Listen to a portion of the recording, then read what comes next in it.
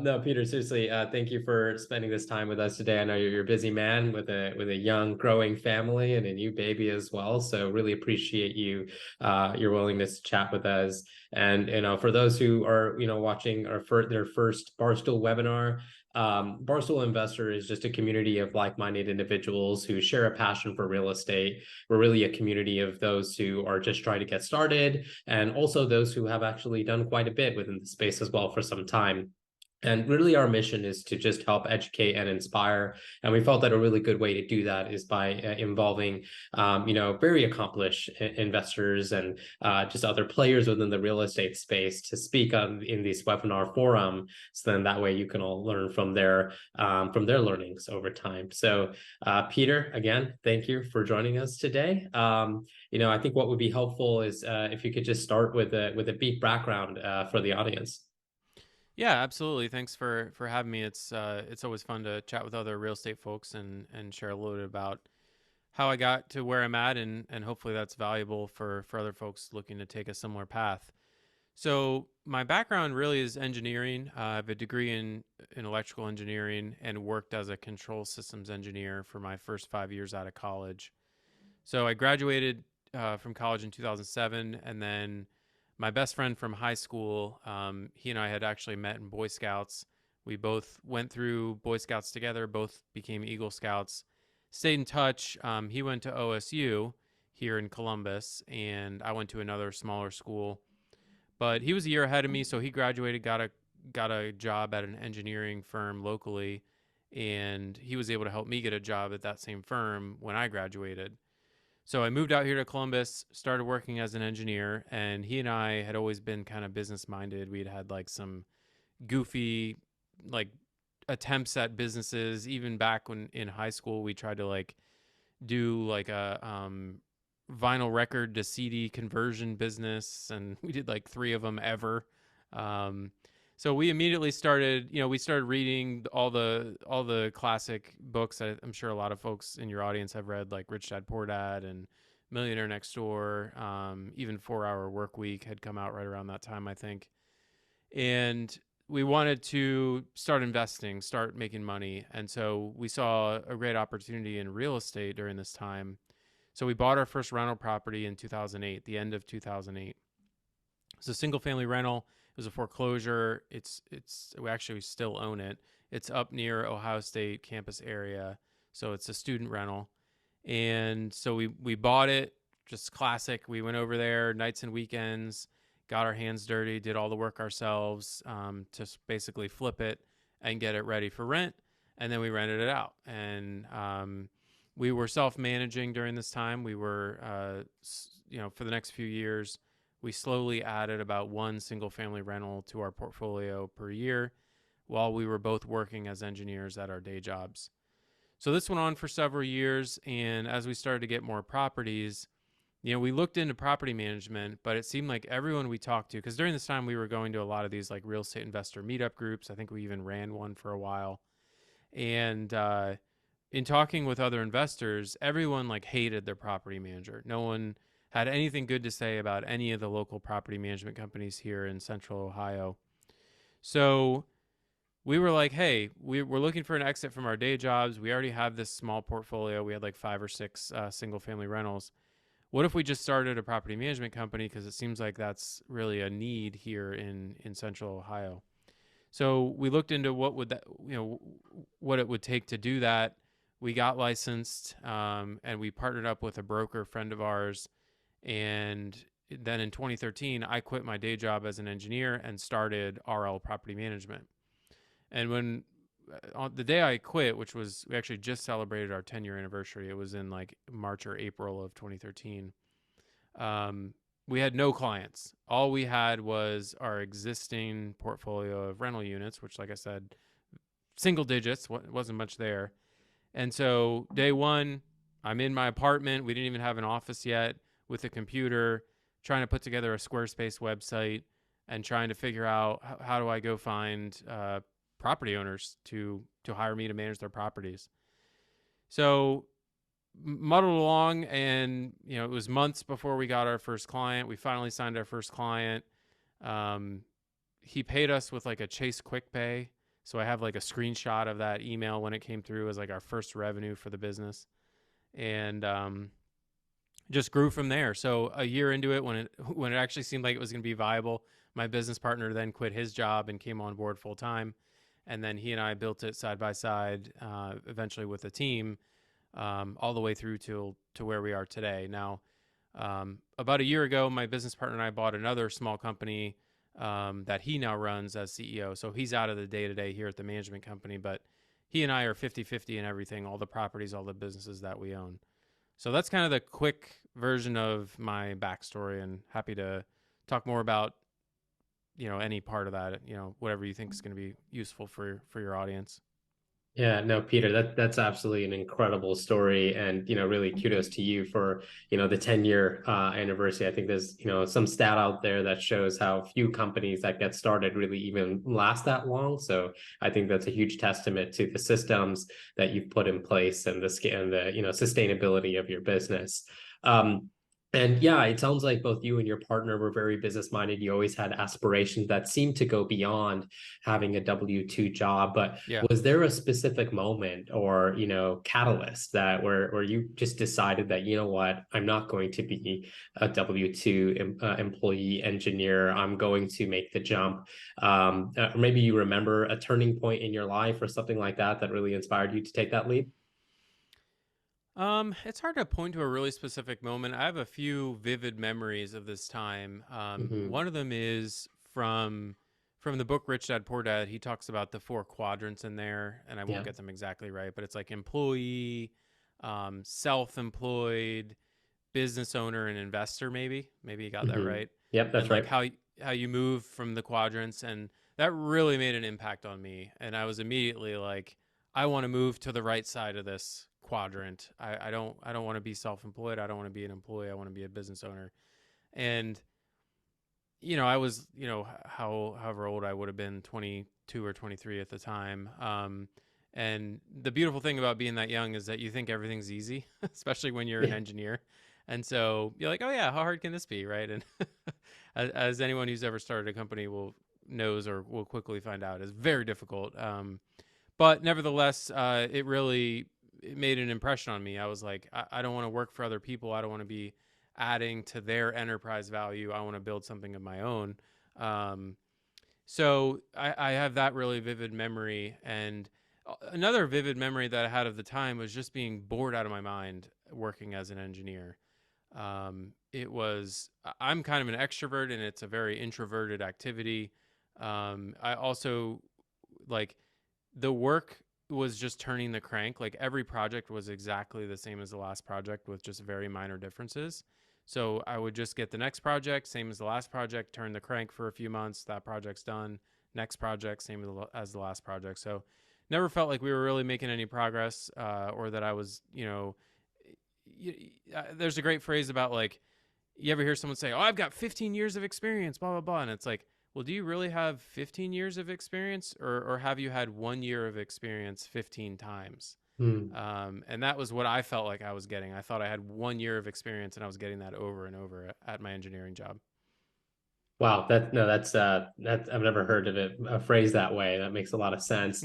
And it sounds like you also took the leap to start your own property management company before you had a lot of properties, or maybe I misheard that. And before you had any clients. And so, yeah, I guess if you could just walk us through, what was that decision making like? What was that moment like? Um, I mean, if you're even willing to share, like, Yeah. how many properties did you have at that moment, and what gave you the confidence that, what, I'm just gonna go all in here? Yeah, so my partner and I together had like five or six, mostly single family rentals, Hmm. I think at that time, and we did not have any other properties. So in Ohio and in most states, you have to be licensed as a real estate broker or working as a licensed agent under the supervision of a real estate broker in order to manage property that you don't own for a fee, which is basically what property management is. And so I wasn't really able to build up a bunch of properties without having being licensed and everything else. So when I at the time I quit my job, yeah, we had zero clients other than the five or six properties that we owned ourselves. So that was definitely a leap of faith. I had some money saved up from working as an engineer, and my partner was able to give me like a stipend to help cover my living expenses during this time, which I thought was super generous of him. Until then, like later, he was like, "Oh, and by the way, like I'm setting up a draw monthly to get paid back for that stipend I paid you, those, a year ago." I was like, "Oh, okay." I didn't realize that was like a loan. Right, right. um, so yeah, I thought that was funny, but that was generous, I guess. And gave me a little bit more confidence that I wasn't like fully, full burn every month of all my monthly expenses. So. No, that makes sense. And another thing that you mentioned, in your journey was that there was that aha moment where you would host meetups or go to meetups, and it seemed like everybody complained about their property manager. Mm-hmm. And I think that personally, this is something that I've experienced as well. And where you say, "Oh, how hard could it be? Just give it to a property manager," and then you can walk away, and then you realize that not every property Yeah. manager is built the same, and many property managers are very good at advertising themselves as well. So I guess for the audience, what were some of those examples that what were the common complaints that you kept hearing from other investors, and what might be some of the red flags or things that that investors should be looking for when seeking a new property manager? Yeah, so the complaints are always the same ones about property management companies and property managers. The classic ones are they never get back to me, right? I never hear back from my property manager. How many of you have heard that or have experienced that, right? You sent an email like, "Hey, why was my disbursement, lower this month?" 5 days goes by, you hear nothing, right? Or you call, no one answers. You leave a message, no one calls you back. So that's probably the most common one. You hear a lot of complaints around just like performance of the property. Hey, it's taking them way too long to find a tenant, or it's taking them forever to get the unit turned over and ready to rent, or they don't do a good job collecting the rent, or I've had this tenant in there and he hasn't paid rent for 5 months, but they haven't evicted him. So a lot of just like the kind of blocking and tackling of managing a rental property. And you also hear a lot of complaints around the financial reporting. I don't understand my owner statement. It doesn't add up. I feel like, even extending as far as I feel like my property manager is ripping me off, or, spending money that doesn't need to be spent at the property. Um, Lots of like, um, he said, she said when the tenant is involved. My tenant is telling me that the property manager was never there, but they billed me for, they claim they were there that day, and a lot of that type of thing Mm-hmm. is common. So, when we were hearing all these complaints over and over, we were like, well, what we really thought was, how hard can this be? What's the problem? I'm What's sensing wrong with it. these idiots? Yeah, Managing properties. I'm Well, sensing a theme here. yeah. Well, it turns out that when you have a whole industry that's kind of hated, or underperforming, there's usually some systemic problems that's driving that. It's not just a coincidence that all the stupid people become property managers.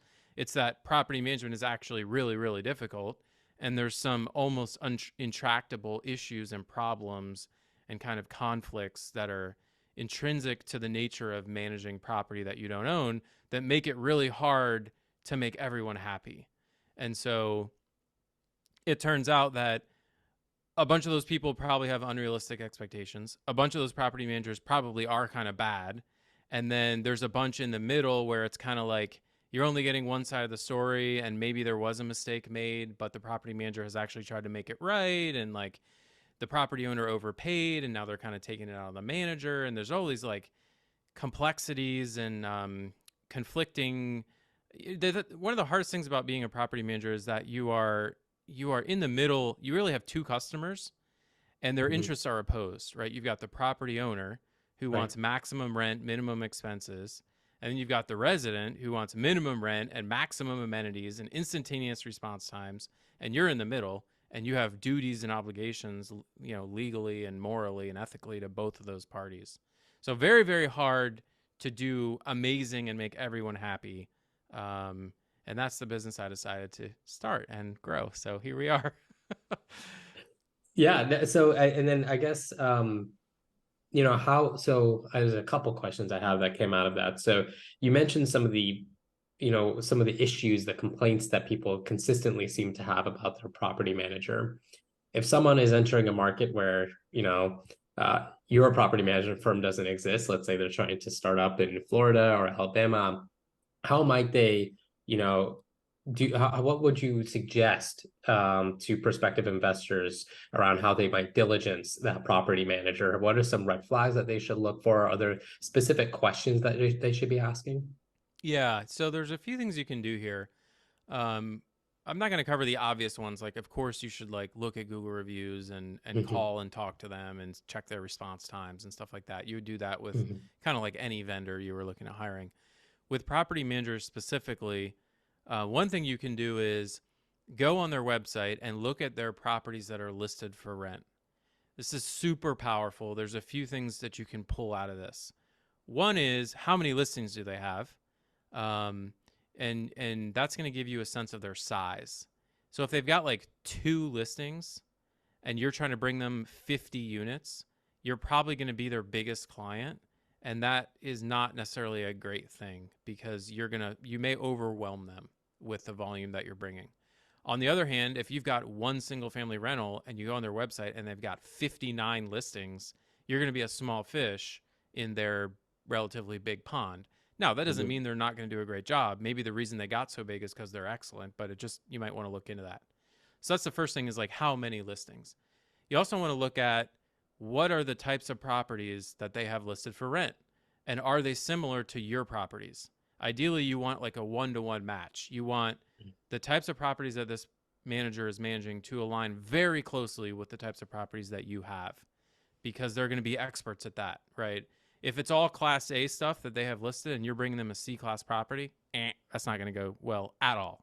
And vice versa, right? So you want to match there. And same thing with like property types. So single family versus multifamily, location, like all that stuff, you're going to want to try and find a match so that you can just slip right into their systems and processes.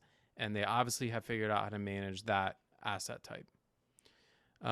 Okay, so the other thing you can do with the rental listings is you can go check them out. So if they're listed for rent, you can do like secret shopping and just literally go and pretend you're a tenant who's interested in renting the place. See how their leasing team is, like how responsive are they to phone calls? How easy is it to schedule a showing? If you do schedule a showing and take a tour, was the leasing agent on time? Were they friendly? Were they professional?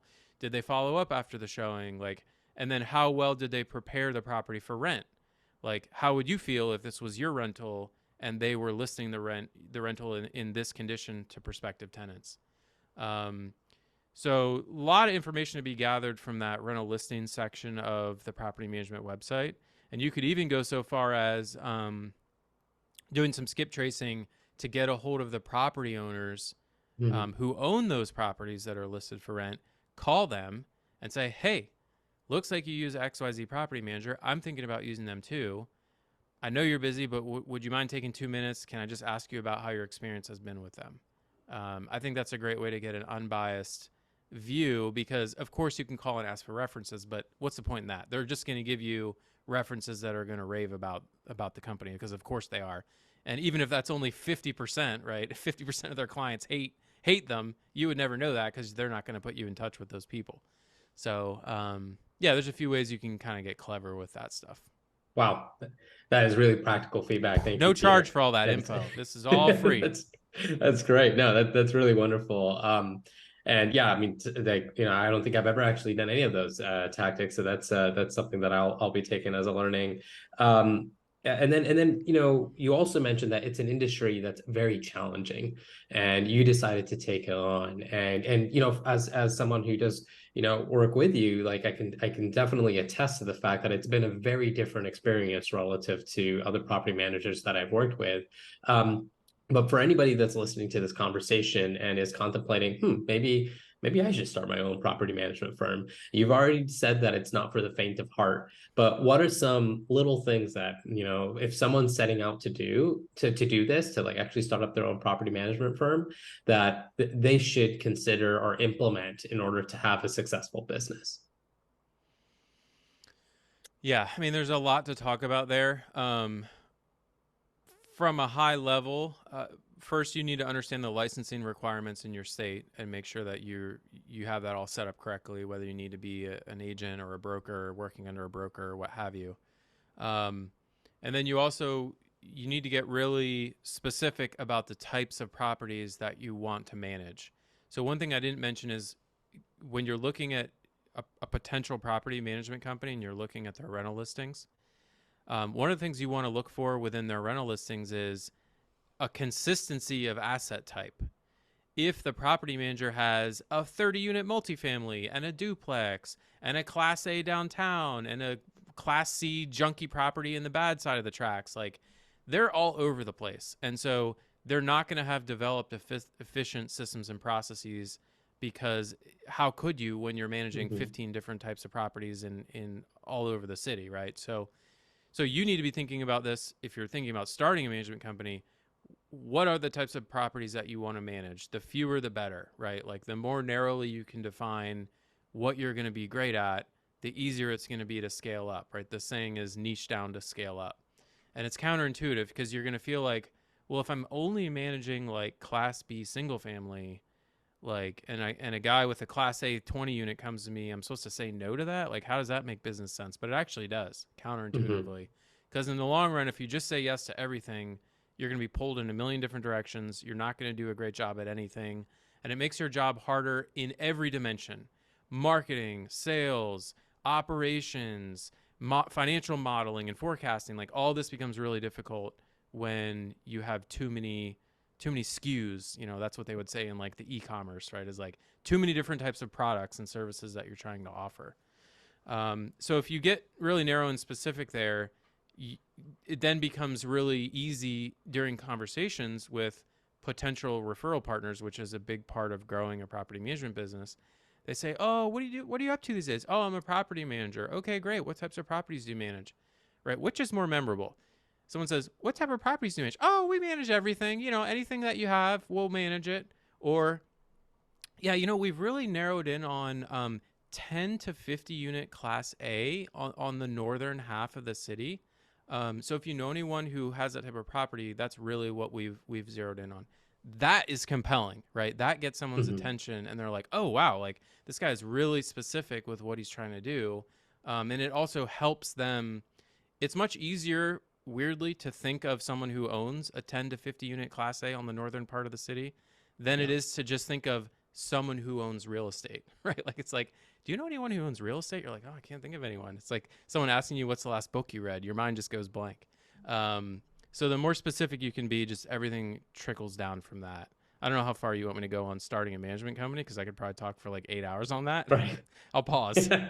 No, I think that's really good, and I'm sure we should probably have you write a book actually on it, because I'm sure that the details are never ending. But I think what you just outlined there is probably relevant to anything, not just property management, right? It's starting your own business. It's being a real estate syndicator, even, right? How many people do you hear that as investors that, hey, yeah, I'm interested in single family, but also short term rental, but also multifamily, and then, hey, I just learned about self storage and travel nurses.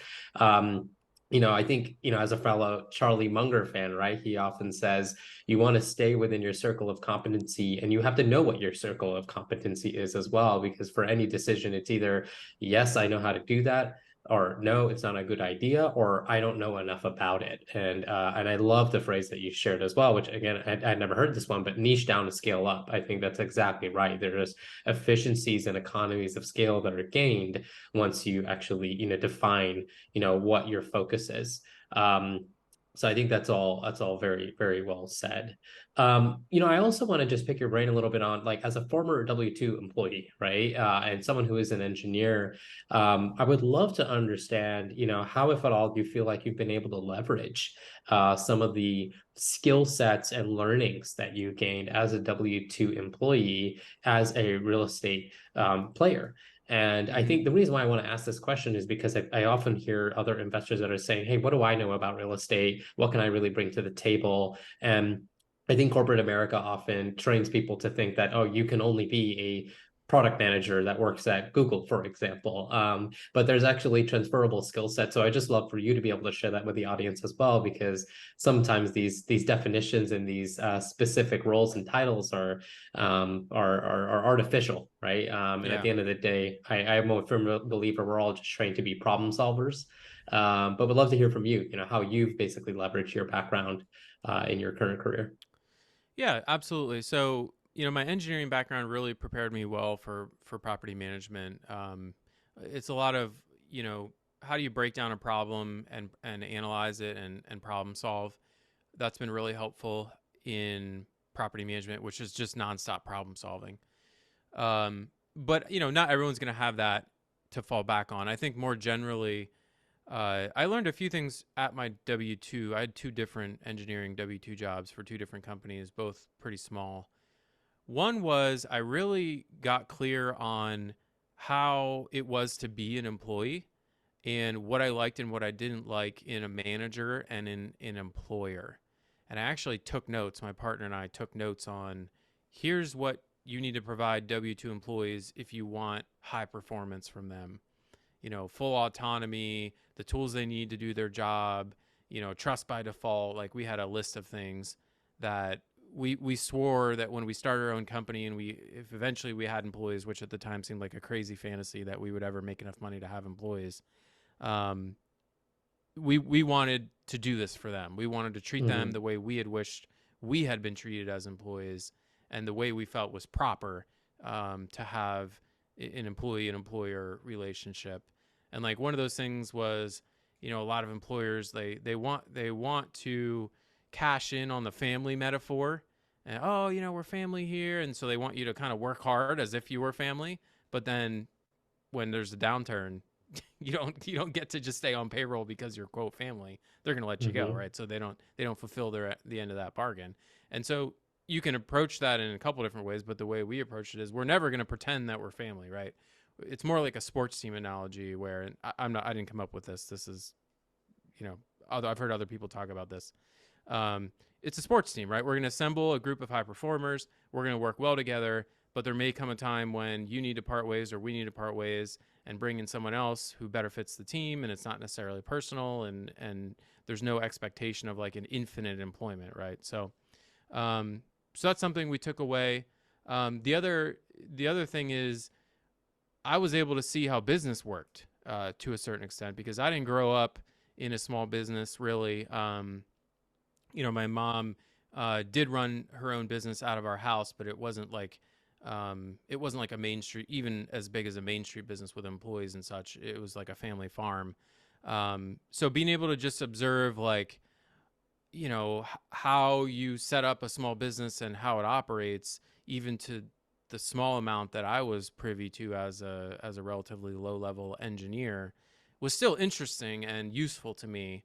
Observing how the owners acted, how the managers acted, how the employees acted, how do you run payroll, how do you hire, how do you train people, like how do you lay out an office, like I don't know, just random weird little stuff like that of that was helpful versus if I would have just tried to start from zero like right out of college. Mm-hmm.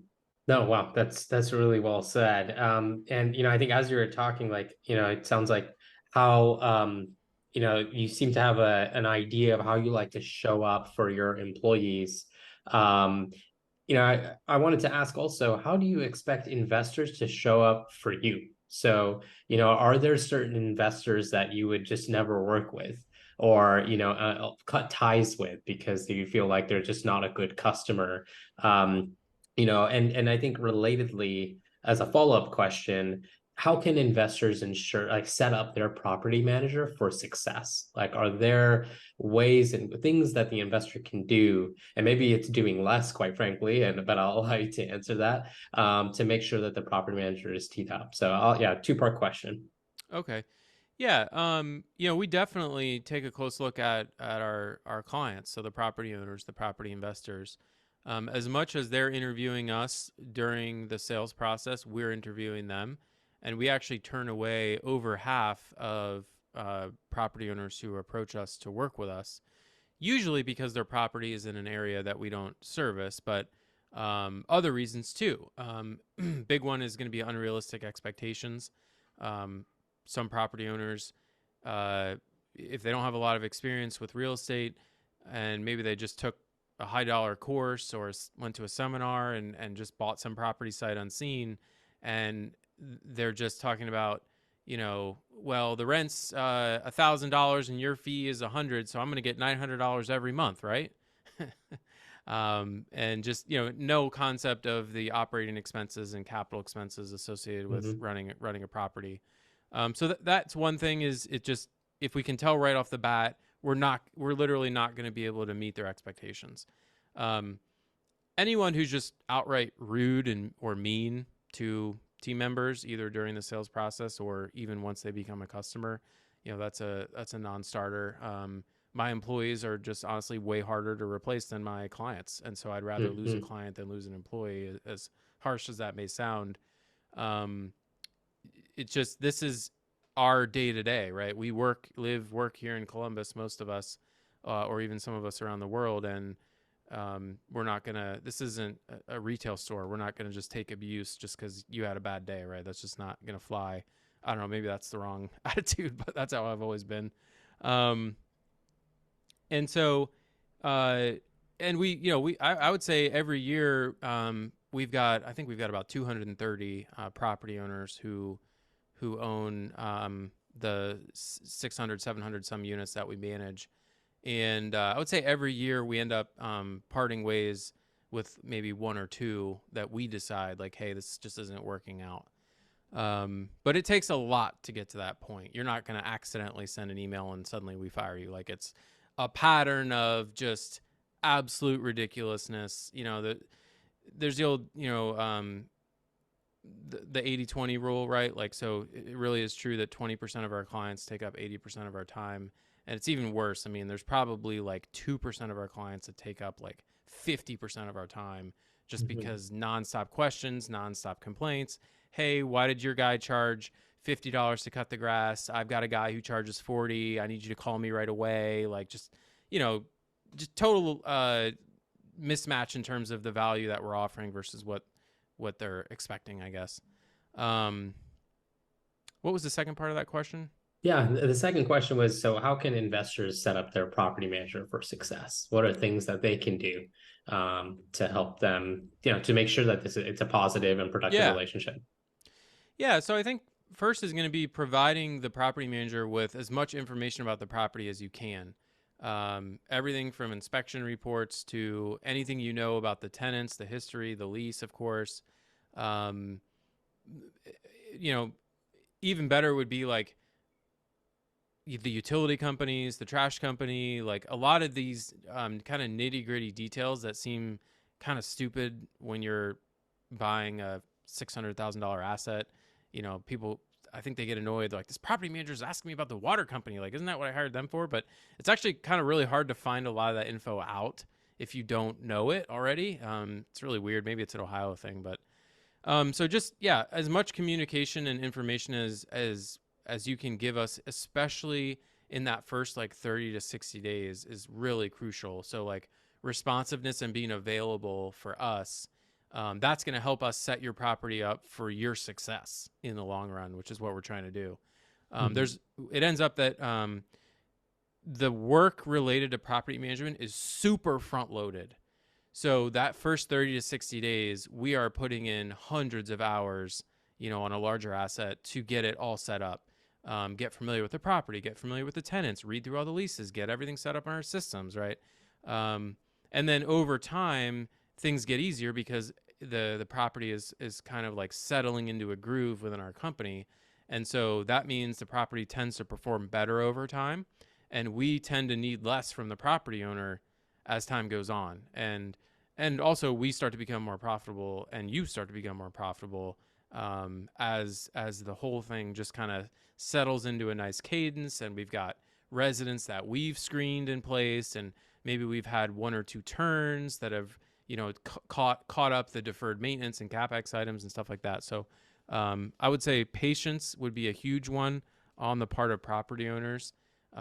These things take time to work, and so being responsive when we need something, and then patience on performance related items goes a huge way. Uh, and then the biggest one, maybe the last thing, is just giving the benefit of the doubt. So like inevitably, and whenever I don't talk to customers too much these days, but whenever I do, one of the things I tell them is you're going to find a mistake. I guarantee we are going to make a mistake and you're going to find it and you're going to be mad and you're going to call me. I'm telling you this now. It might not happen for 2 or 3 years. When that happens, I promise you two things. One, we're going to make it right and we're going to be polite and professional about it.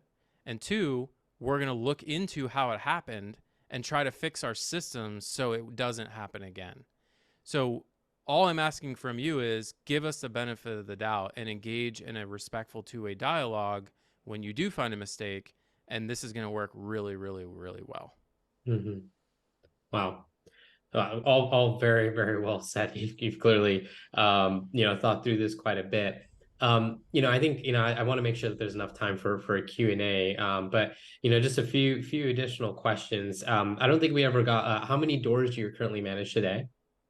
Yeah, we're like 600 something right now. Okay. Yeah. And that's starting obviously from zero, not too Mm-hmm. long ago, right? And that's a decade being in business. So I guess as you scaled, from zero to 600, what was it all through word of mouth, or like how did you really scale this business? And also, what I've read and heard in multiple places, that a company transforms quite a bit every time it grows by another 10x, and maybe it's even a lower multiple than that. So I don't know if you could speak to that a little bit further as well. Yeah, so in terms of growth, there's no real like secret sauce here. It's kind of so property management kind of falls into the category of like a home service business. It's like a Mm-hmm. plumber or like a house cleaner or something like that.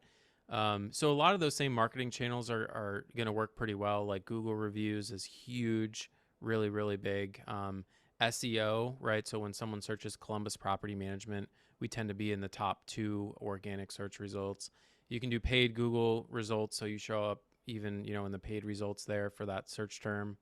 Definitely referrals, so existing client referrals, and then a lot of real estate professional referrals.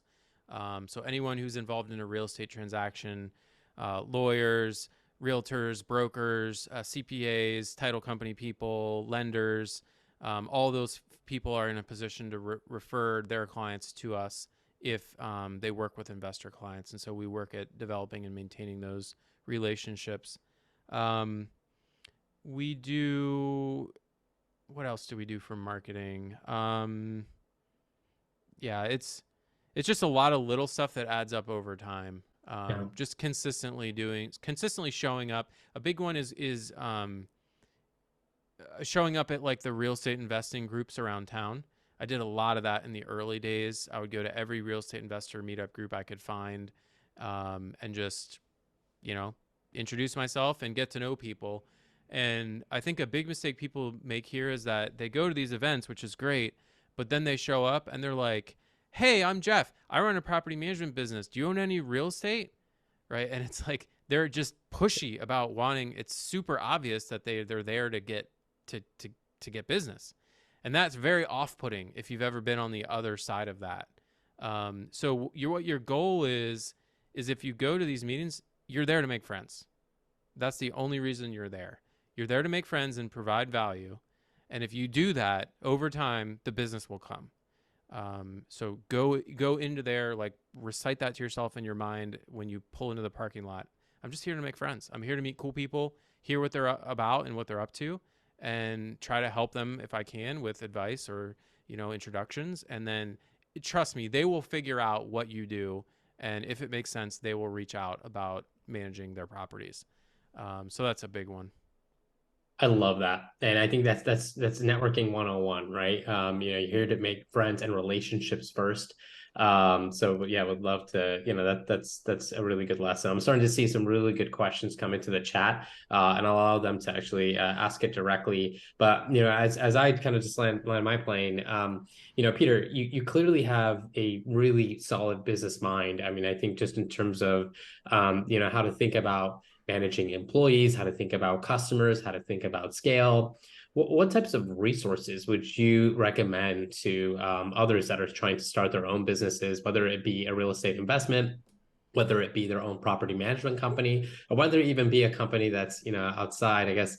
Are there certain books that you or podcasts or other types of resources that you recommend to anybody that's yeah. Yeah. So the number one book I recommend to anyone looking to start a business or who's running a small business with under 1 million in revenue is a book called The E-Myth. Actually, this book had been recommended to me for years, and I ignored it because I thought it had something to do with like online businesses. Like I thought E was like email or like .com stuff. Actually, it has nothing to do with that. It's entrepreneur is what E stands for in the E-Myth. Um, and the book is all about the mindset shift that it takes to go from being a what they call a technician in the book, which is someone who's actually doing the work. So in the property management world, that would be the person who's showing the units and screening tenants and doing the property inspections. Like moving from that to being a business owner who hires people and designs the system to ensure the work gets done, that mindset shift is very difficult for for everybody. Actually, I'll just say that it was hard for me. It's hard for everybody. um, and so a lot of people tend to get stuck, and you see this with a lot of main street businesses like bakeries and hardware stores, and like the owners like working in the business, like making the bread and working the register, right? And that's, if you love doing that, great, by all means do that for the rest of your life. But if you want to grow a company that's going to generate life-changing wealth, you need to sort of graduate from that role. And there's a big problem with that in kind of the culture of America, which is like very infused with this Puritan work ethic about you have to work hard, and your results are directly correlated with your amount of hard work and effort. And that's actually not true at all. Your results are completely disconnected from the amount of hard work and effort. There's no correlation. There's people who work hard who make no money, and there's people who work not at all and make tons of money. So you need to figure out how to sort of disconnect those concepts in your mind so that you give yourself permission to level up within your business and hire employees and design systems and be able to scale up. So that's a book recommendation for anyone who's in that phase. If you're over 1 million in revenue and looking to grow your business, I always recommend the book Traction, which is all about a system called EOS, which is like a way of running a small business more effectively as you grow. That is awesome. Thank you. I'm actually listening to Traction right now, and There you I'll add go. Emit to my list. So I'm going to ask you one last question, which is Peter, who else would you recommend? We bring on to this webinar. Oh, hmm. Hmm. Well, so tell me a little bit about your audience. Yeah, so Barstool Investor, it's a community of just largely newer investors to real estate, but Okay. also includes some more experienced investors as well. It's sometimes there are also individuals who aren't even in real estate, but they trade options, and we have one individual that even has his own hedge fund, so it's pretty diverse. But in general, largely newer real estate investors. Okay, gotcha. So if you haven't, I would consider bringing on some of those real estate professionals I was talking about who are involved in Mhm. transactions. Okay. Those people tend to have a lot of value to add. CPAs, maybe not brokers. Everyone hears from brokers enough. Um, like even like title company people Yeah. or uh, mortgage brokers. That's an interesting one. Mm, Not a captive mortgage servicer, but a true mortgage broker yeah. who has the ability to source debt from multiple banks. And I don't know, getting outside my area of expertise, but yeah, Yeah. um, those are always really valuable. And like if your audience is predominantly in a specific geographic area, bring someone in from that area who services that area. Awesome. Thank you. And actually, sorry, one last question. RLPMG, Peter, for if you could just give a little bit more about, the property management firm, and, you've obviously shed a lot of light around, your approach to business and how you manage clients. But for anybody who's looking to potentially work with you, what's your scope, geographic scope, and, how might they be able to get in touch with you? Yeah, so RL Property Management, we're just Central Ohio, so Columbus and the neighboring suburbs. We generally focus on Class B properties. We do both single family and small multifamily, and that's really all we do. So we don't do brokerage, we don't do association management, we don't manage large apartment buildings like 100 plus units. So if you have a nice asset in Central Ohio and you're looking for good management, you can check us out. Our website is rlpmg.com. Or you can find me. I'm really active on Twitter talking about real estate and property management. I've got a website and an email newsletter as well, and a podcast too that I'm getting ready to start back up. What's the Twitter handle? P.S. Lohmann. Okay. If you just Got search it. Peter Lohmann Twitter, it should be like the first one. Got it. Perfect. And there it was, the very specific description of what you do, to bring us full circle. So yeah, with that, thank you so much, Peter. I'm going to open it up for the Q&A. It looks like we do have one question from Seth, and it looks like he's in a loud area, so I'll ask on his behalf. Increasingly, I hear that property managers are the best sources for local off-market acquisition opportunities. True? And assuming so, what advice do you have for out-of-state investors who are interested in getting to know you, but not immediately hire you? And it sounds like you already answered the latter. So more the first part of the question. Um, I am not a great source for off-market real estate deals. I have literally never heard of an off-market deal, taken it to a client, and had them buy it. In fact, I find that property managers can sometimes be the last ones to know when their property owners getting ready to sell an asset. So I hear this a lot too, and maybe that's true for other property management companies, but that hasn't been my experience. Part of that might be because we don't do brokerage, and so our property owners just aren't naturally talking with us about when they go to sell their assets. Um, and the second part of your question is relevant. Um, I would say you got to be a little bit careful when you don't yet own a property, but you want to talk to a property manager.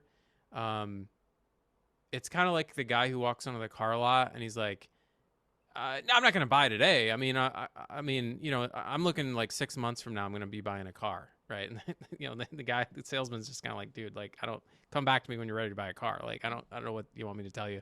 Um, Unfortunately, there's just not a lot of value we can provide there. And I know folks just want us to chat about the market all day long, but that's not an income generating activity for our business. So I tend to try to keep those conversations fairly short. So yeah, I mean, certainly you want to have a property manager lined up before you close on an asset. And if someone calls me and says, "Hey, I've got a 10 unit under LOI," they've got my attention for sure, and they're going to get as much time as they want. But if they say, "Hey, I'm just kind of looking around. I might buy here. I might buy in Boise. I might buy in North Carolina. How do you like Columbus?" And it's just kind of like, listen, dude, I don't. I'm probably the wrong guy to ask this because I've had like 10,000 of these conversations, so I'm like jaded about it. But our sales guy should love these conversations. So if he's listening, definitely pay close attention when a customer calls. There you go. Cool. Harmon, it looks like you got a couple other questions. Did you want to chime in? Yeah, sure. Hey, Peter, RLPM customer here. Had a question about, you talked, I think it's clear that you do a lot of process engineering as a part of your operations. Can you give some advice to, a real estate investor about how they can be more diligent about, systematizing their kind of ad hoc, processes that they might be doing right now? What would be some good advice? And then kind of Yeah. related question, do you have any VAs as a part of your process? Yeah, absolutely. I'll take the second one first. Yeah, we do have VAs here at RO Property Management. We call them RTMs, short for remote team member, because really they're way more than assistants for us. They're full-fledged team members who just happen to be located internationally. So I think we have three or four, and we've got about 23 or 24 total employees, just for reference. And we've got a maintenance department that's a good chunk of that. But Yeah, absolutely. Highly recommend taking advantage of international talent. There's an incredible world of very talented people who just happen to not live in the United States, who would be delighted to work for you, and the wages that you have to pay them for it to be almost life changing money for them would amaze you. In that it's not very much.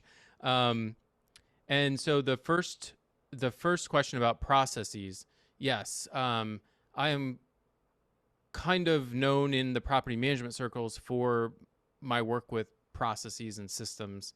And so my advice for like a real estate investor who's trying to nail down their processes, briefly, is that I would identify maybe 2 to 3 core processes that you find yourself doing on like a weekly basis, like a few times a week or multiple times a month, um, and document those.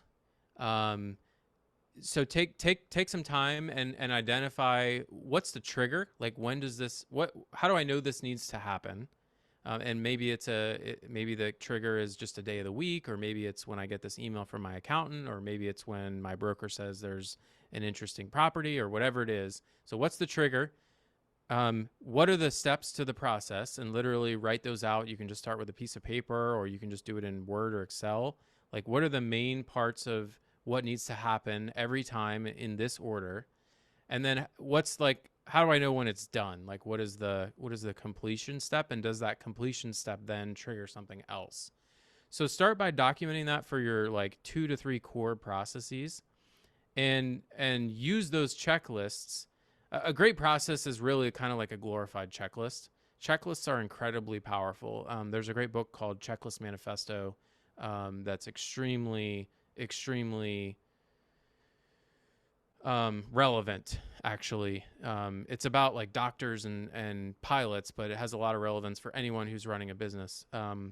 So if you design these really good processes, which are basically checklists, and then run them every time you do the thing, like actually print off a clean copy and check it off as you go, a couple things are going to happen. One, the first time you do it, you're going to find all kinds of mistakes. You're going to be like, oh, typo here. Oh, actually, I don't do that until after this. Oh, I forgot this one step. Oh, actually, in this case, we don't need to do this. We need to do different things. So I need to have like a little check here at the beginning. So if this is like a fair housing, it's actually a different thing. And so make those changes to the source document. Then the next time you print it off, you're going to be really happy. You're going to be like, oh, this is great. I made all these changes. Now it's like running nice and smooth, right? And you're going to end up making a lot of changes over time, which is great because you're never done with a process.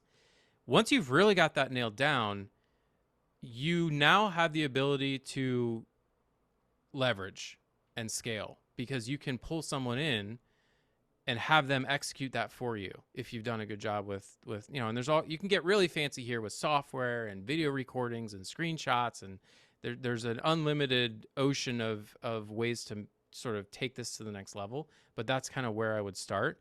And if you consistently do this as you grow your business, you are very quickly going to be able to level up and scale, because you're going to keep kind of moving up the stack while you pull folks in who are more entry level and can execute a well-written process, but don't know how to do a whole underwriting, right? They're just going to know, oh, I just like follow these steps, and if I have a question, I ask him. And so that's kind of like the core of it.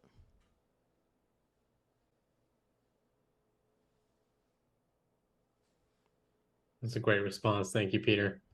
Harmon, do you have any other questions? I see you have a few in here. Yeah, Peter, separate question. Would just be curious to get your take on, you kind of mastered like the property management game, so to speak, but you've also picked up just a lot of general business learnings along the way, like process engineering. We just talked about how to run and grow an SMB. Have you thought about expanding into adjacent industries or verticals? Maybe those could be an add-on to RLPM, or maybe they're just completely different businesses. Would just love to understand your thought process on this. Yeah, so people keep telling me this. So if anyone has a job opening for CEO of a Fortune 500 company, I'm all ears. But to take that more seriously for a minute.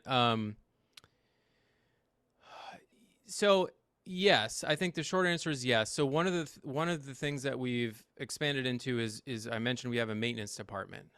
So we have in-house maintenance that we use to service the properties that we manage.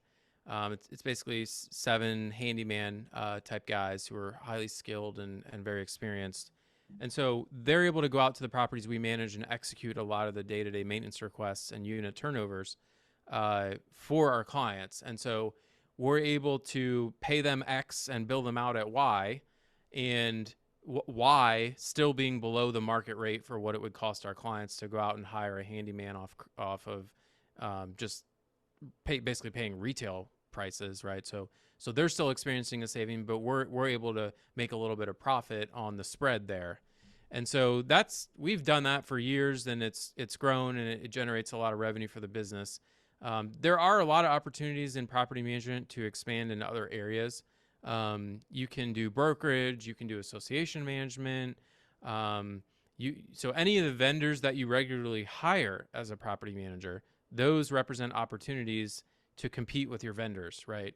So we could hire a plumber, we could hire an HVAC guy, assuming we had enough volume to sustain like a full-time plumber or a full-time HVAC guy.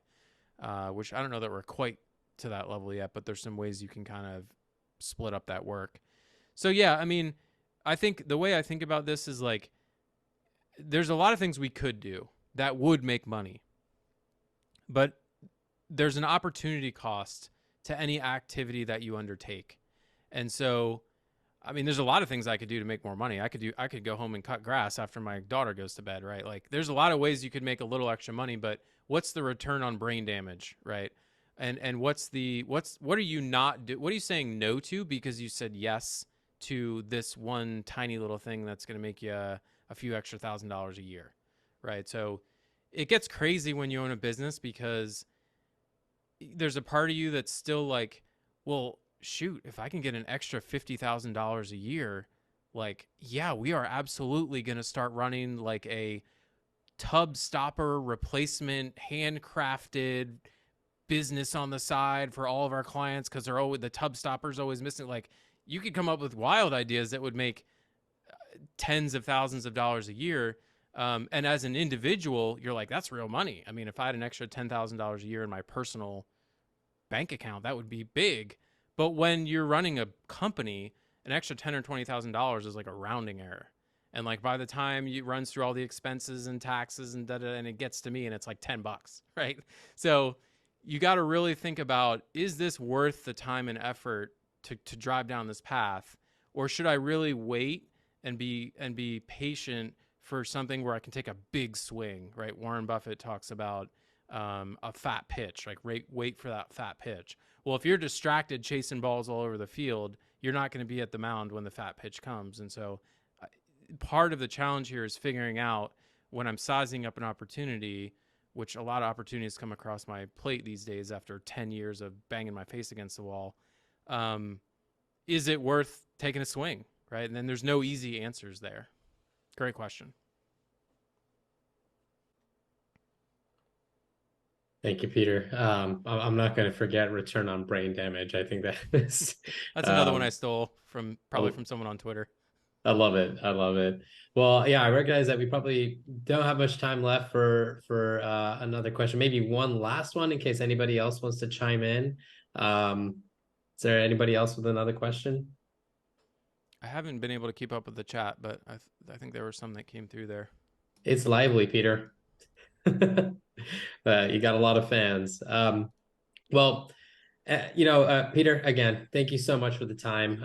Thank you everybody who also joined. I think there was a lot of wisdom that was shared with, today. And, for those who joined late, there will be a recording that will be shared, after this. And so you'll have an opportunity to relive all of Peter's wisdom. But Peter, thanks again. And I hope you have a great rest of your day. Thank you. This was fun. I appreciate all the great questions, and I hope everyone got some value. Thank you. I definitely did. Take care, everybody. Yep. Bye-bye. Bye.